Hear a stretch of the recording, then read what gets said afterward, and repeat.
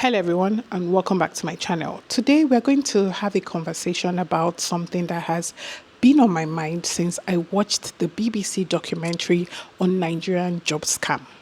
I know a lot of people dream of leaving Nigeria for better opportunities, and I get it. The economy is tough, jobs are scarce, everyone just wants a better shot at life. But what happens when this dream turns into a nightmare?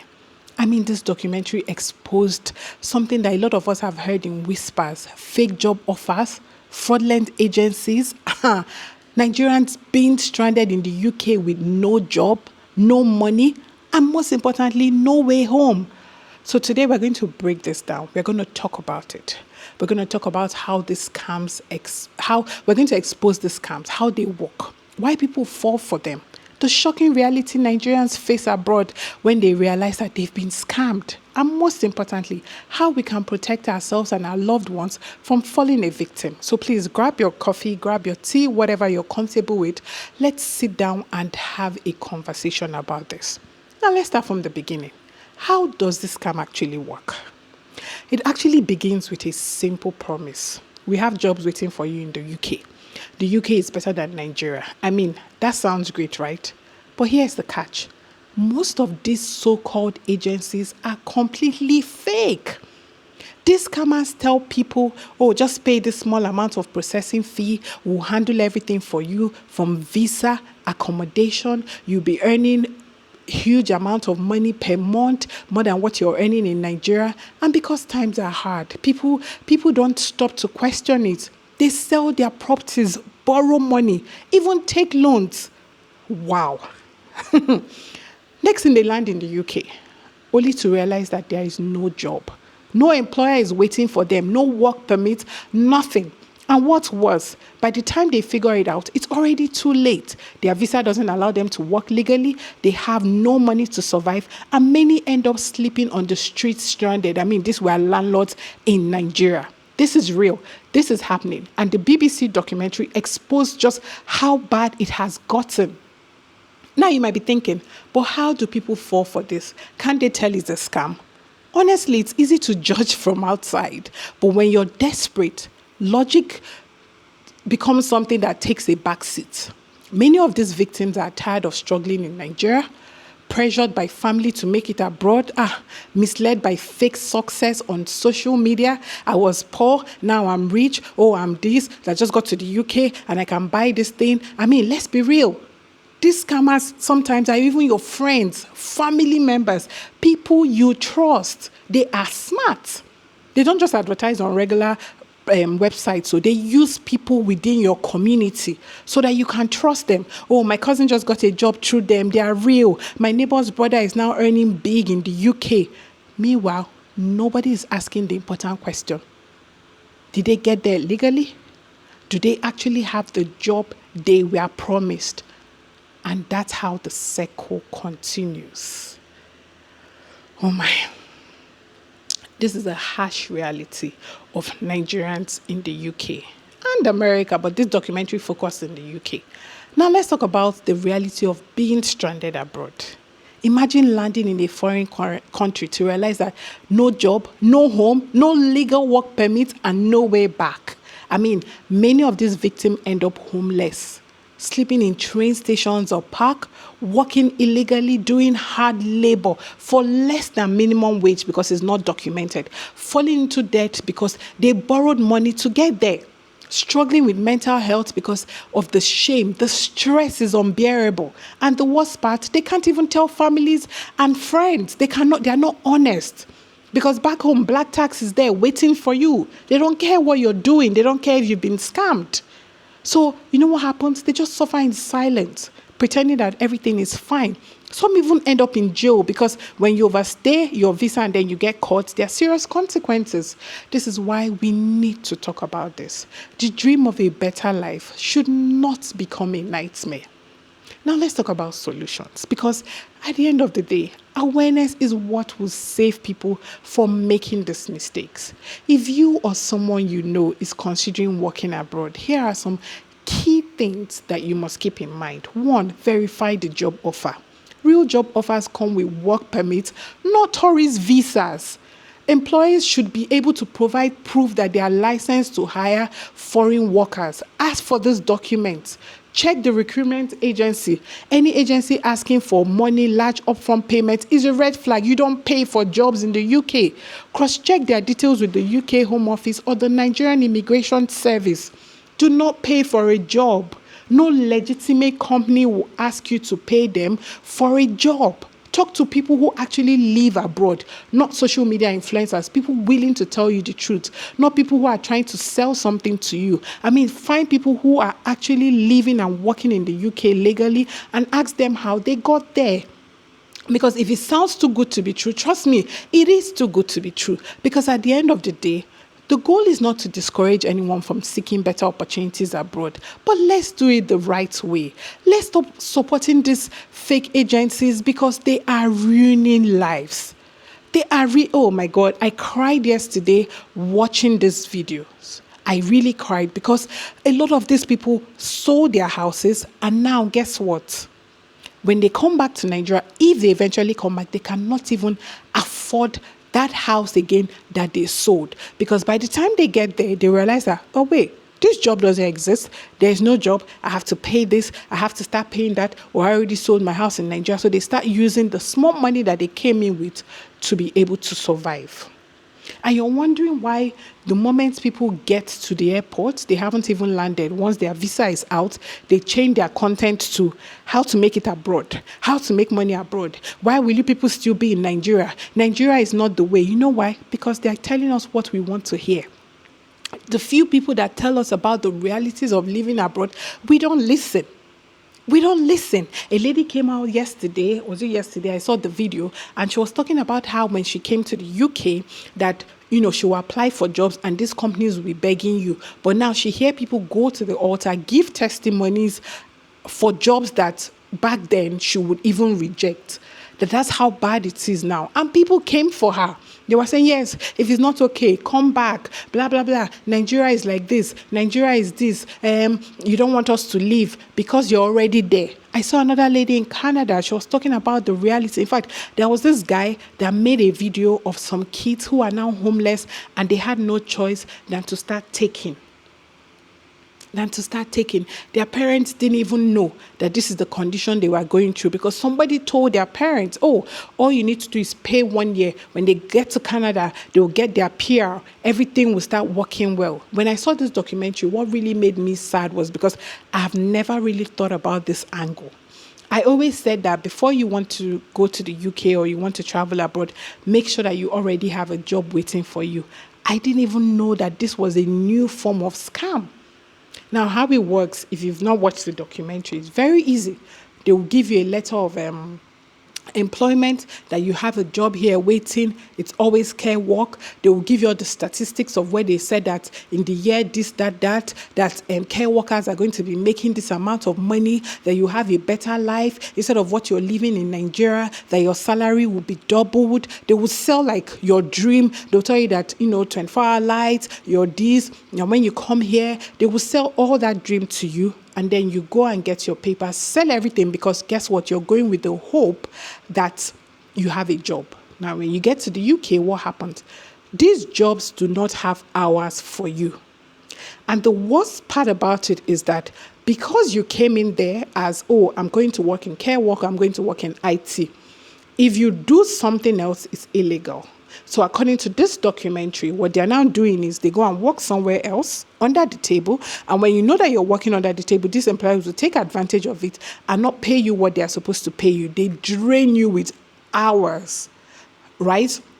And pay you next to nothing. Then you go to that initial place, like let's say you came in as a care worker. So you go to a care home and give them money so they can put you on their pay slip to give you back, so that way you can keep renewing your papers. So you see how the circle doesn't stop. Now, for a lot of people, they have debt at home. The people that do not have debt, maybe because they had money and they sold everything, they have black tax. Because your family doesn't understand how in Nigeria you are taking care of them, and now you go abroad, you don't have money to give them.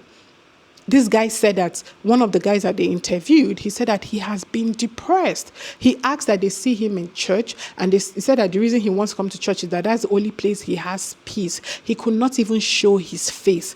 Why? Because he sold everything. He left his job. He was doing okay, but he was promised a job.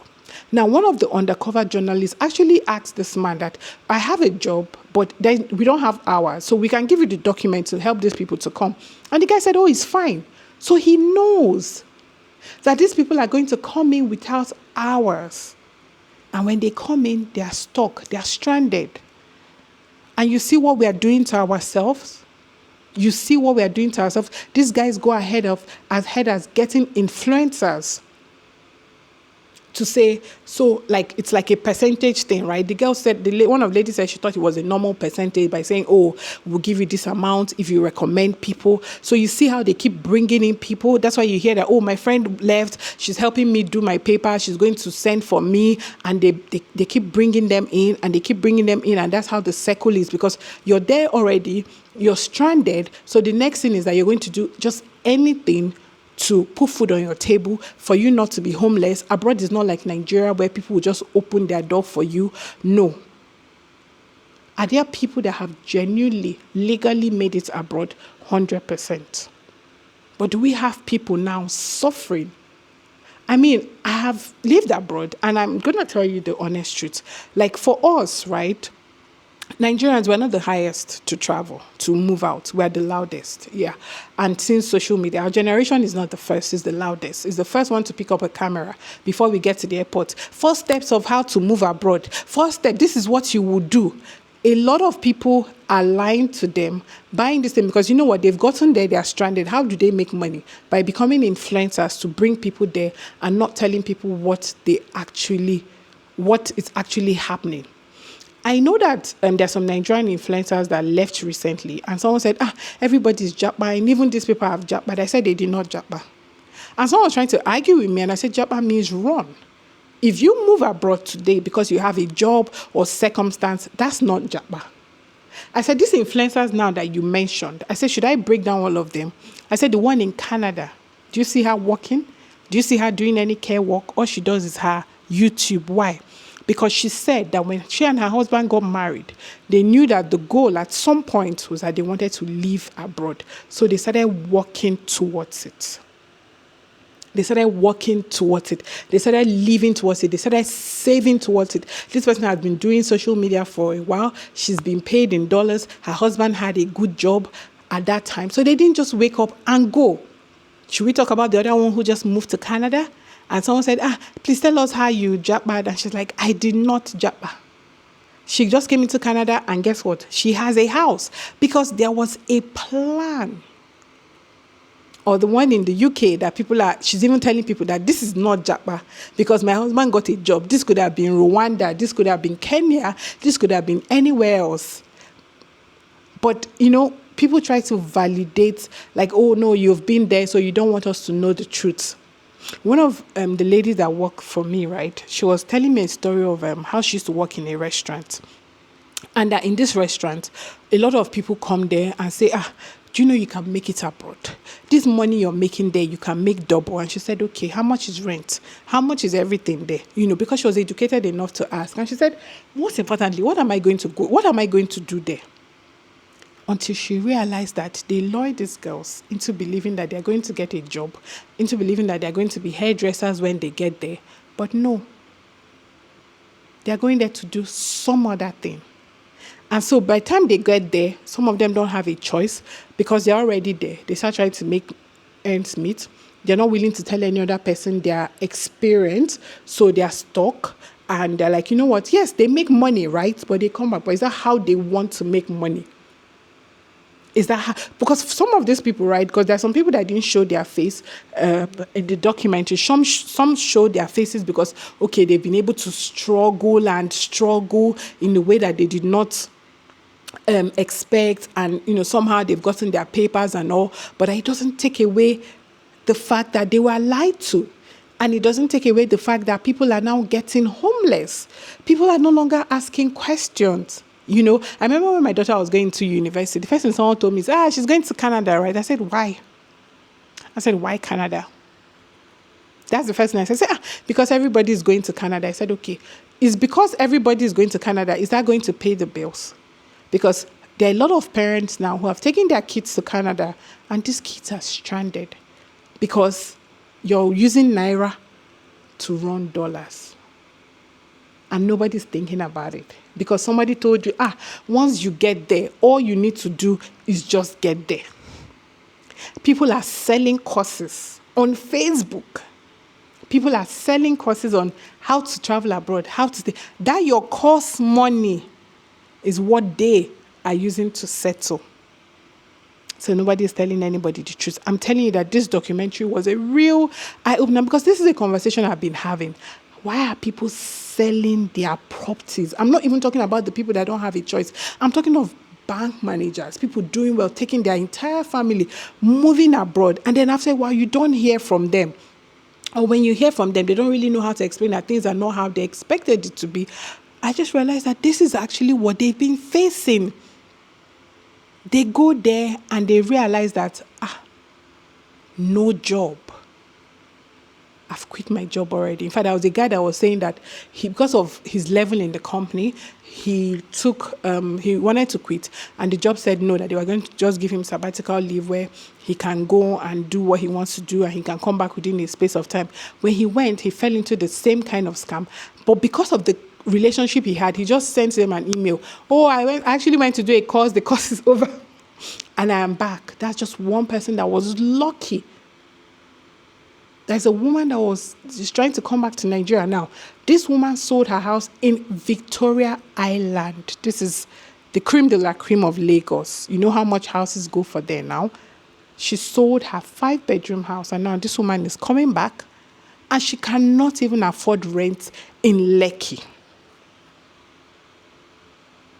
because of the same deceit.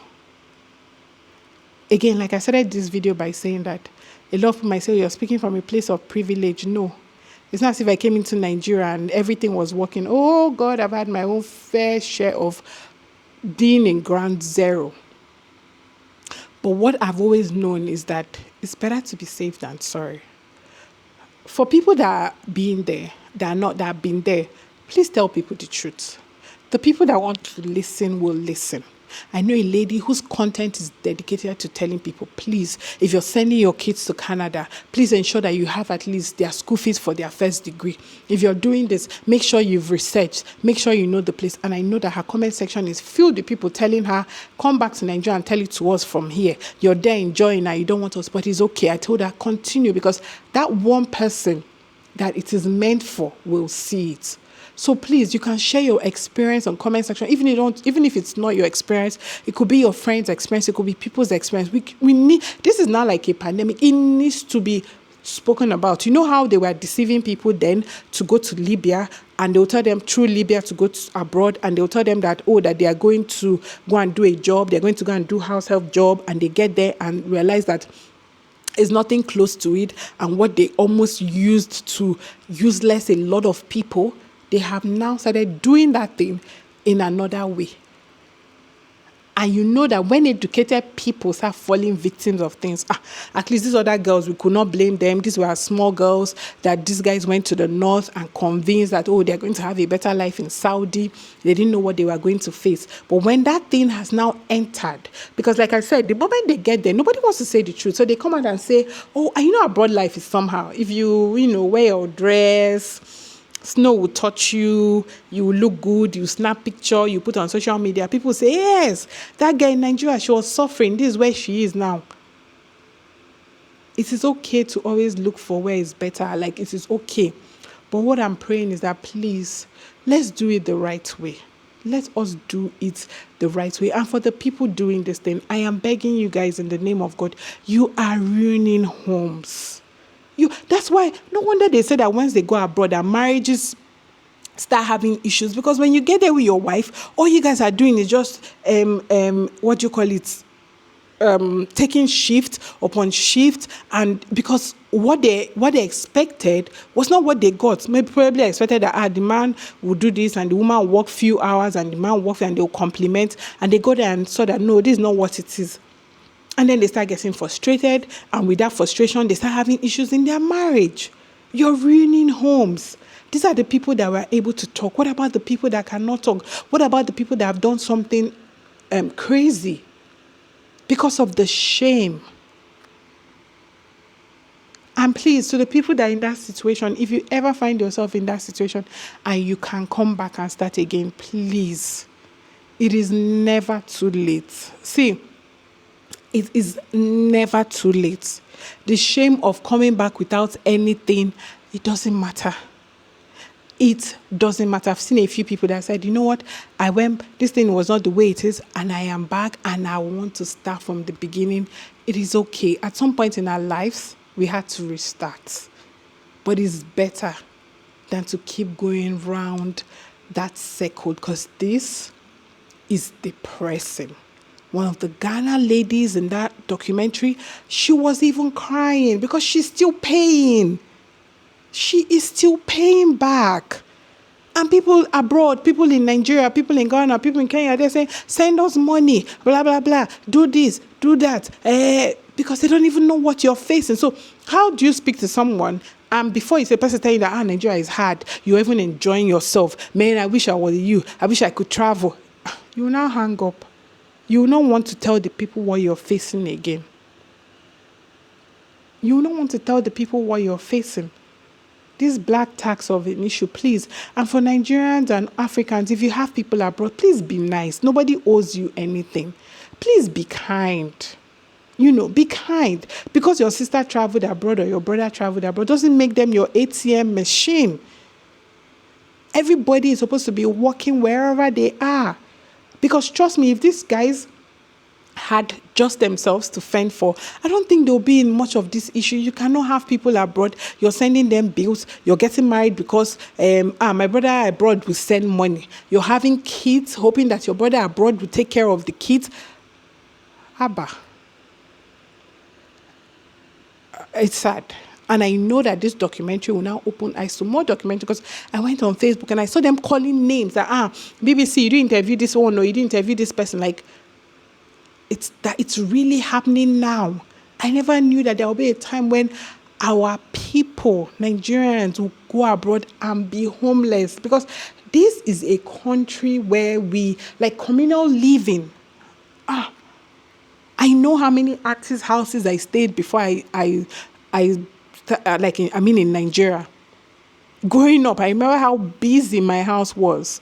It's a country where we welcome people, strangers, your father's friend. Like my dad would call me and say, somebody is coming, or who, to the house when we are growing up. And my friends, the sister is going to be schooling here, so she's going to be staying with us. That's how we live. So imagine living in such a place where, like, we live together. We want to go into a country where you're homeless when it's cold, especially because in Nigeria this was not even your life.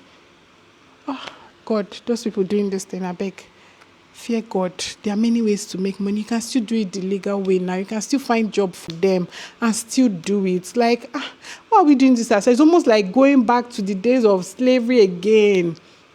Why? We're still dealing with the whole fight between African Americans and Africans. African Americans saying that our people sold them to this. Now we are dealing with this one again, selling our people to go and be slaves to these people. Why? Lying to them, promising them jobs that don't exist.